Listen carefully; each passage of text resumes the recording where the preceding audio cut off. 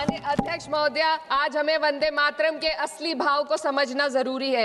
यह गीत तो देश के जल, जंगल, जमीन, हरियाली और निर्मल हवा की वंदना को समर्पित है। यह भारत की जन जन की मंगल कामना करता है कि भारत का हर नागरिक स्वस्थ रहे, सुरक्षित रहे और सम्मान के साथ जी सके। सुजलाम सुफलाम का अर्थ है, सुनिए, ऐसा देश जहां स्वच्छ और पर्याप्त जल हो, जहां नदियां जिंदा हो, बहती हो, जीवन देती हो। अध्यक्ष महोदय, लेकिन अब जरा यमुना का हाल देखिए। दिल्ली प्रदूषण नियंत्रण समिति की 2025 की रिपोर्ट बताती है कि यमुना के कई हिस्सों में बीओडी स्तर 127 mg पर लीटर है तक पहुंच चुका है, जबकि किसी जीवित नदी के लिए ये 3 mg पर लीटर से कम होना चाहिए। ये सिर्फ नदी का संकट नहीं है, ये किसान का संकट है। नमामि गंगे के नाम पर हजारों करोड़ रुपए खर्च हो गए, लेकिन सच्चाई ये है कि आज भी गंगा और यमुना के किनारे किसान मजबूरी में उसी जहरीली पानी से खेती कर रहा है। वही जहर अनाज में उतरता है और वही जहर किसान की जिंदगी को धीरे धीरे खत्म कर देता है। अध्यक्ष महोदय, जब पानी जहर हो जाएगा तो सुजलाम कैसे होगा? जब किसान बर्बाद होगा तो सुफलाम कैसे होगा? मलयज शीतलम, मलय का अर्थ है मलय पर्वत से बहने वाली ठंडी, सुगंधित चंदन जैसी हवा जो जीवन देती है, बीमारी नहीं। आज मैं इस सदन से पूछना चाहती हूँ, क्या आज के भारत की हवा मलयज शीतलम है? नहीं अध्यक्ष जी, बस संसद से बाहर कदम रखिए, एक गहरी सांस लीजिए। ये चंदन की महक नहीं, ये जहर है जो आपके हमारे फेफड़ों में उतर रहा है।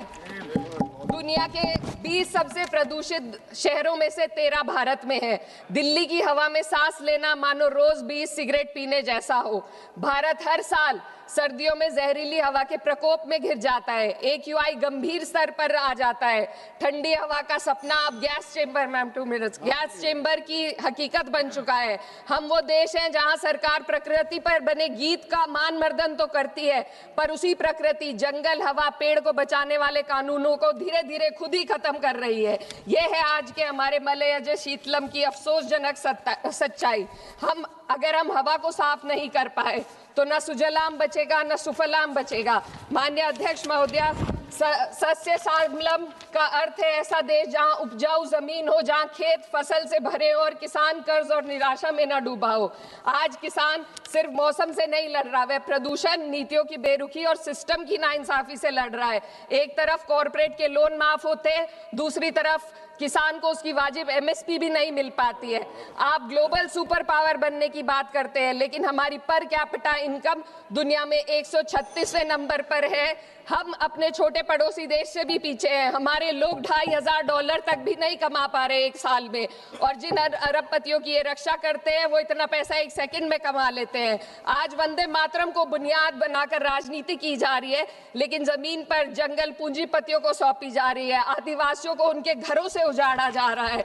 मातरम में जो मात्रा माता है वह सिर्फ मातृभूमि की वंदना नहीं, वे इस धरती की हर नारी, वे इस देश की हर बेटी, हर महिला के सम्मान की बात भी करता है। लेकिन आंकड़े अगर आप देखेंगे, NCRB की हाल की रिपोर्ट के अनुसार, मैम जसवंत के अनुसार, देश में हर वर्ष लगभग 30,000 से अधिक बलात्कार हो रहे हैं। यानी एक दिन में 80 से अधिक महिलाएं यौन हिंसा का शिकार होती हैं, और ये सिर्फ दर्ज मामले हैं। जब जम्मू कश्मीर की एक बच्ची हिंसक अत्याचार का शिकार होती है, जब सत्ता से जुड़े लोगों पर आरोप लगते हैं और कार्रवाई वर्षों लटक जाती है, जब उन्नाव की पीड़िता लखनऊ के दरबार में इंसाफ को लेकर अपनी जान देने पर आमादा होती है, जब बिल्किस बानो के अपराधियों का सरकार के लोग द्वारा स्वागत किया जाता है, तो ये घटनाएं वंदे मातरम की आत्मा पर चोट पहुंचाती है।